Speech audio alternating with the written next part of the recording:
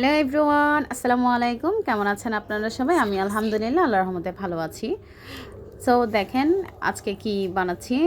আসলে এখন শীতকাল না, তবুও কেমন জানি মানে মন চাচ্ছে শীতের পিঠা খাই, তো সেজন্য করে ফেললাম।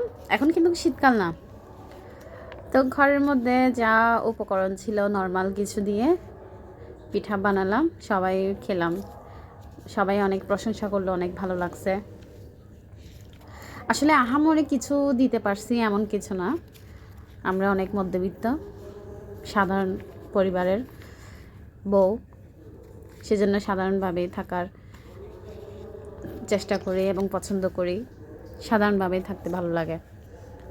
তো সারাদিনের টুকিটাকি কাজ যা করি, যতই কিছু করি, ওগুলা আপনাদের সাথে শেয়ার করতে ভালো লাগে।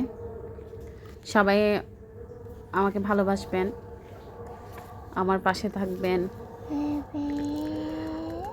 ওইটাই কামনা আপনাদের কাছ থেকে।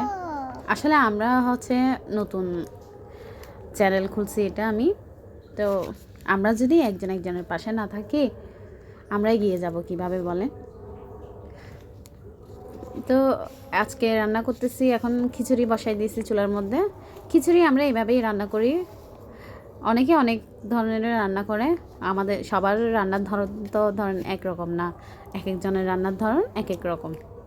তা আমরা এভাবেই খাই, এভাবেই ভালো লাগে, আমরা এভাবেই খেয়ে আসছি। ডাল দিছি এখানে, ডালগুলো একটু এখানে দিছি যে মসুর ডাল আর মটর ডাল একসাথে একটু টেলে নিয়েছি, হালকা করে টেলে তারপরে ওখানে দিছি। মানে টেলে দিলে কি হয় জানেন, একটু স্মেলটা ভালো লাগে, খেতে ভালো লাগে। ডালটা একটু গোটা গোটা থেকে যায়, এটা মানে ভালো, মানে বেশি সিদ্ধ হয়ে যায় না, মুখে পড়লে এটা ভালোই লাগে, ওই জন্য।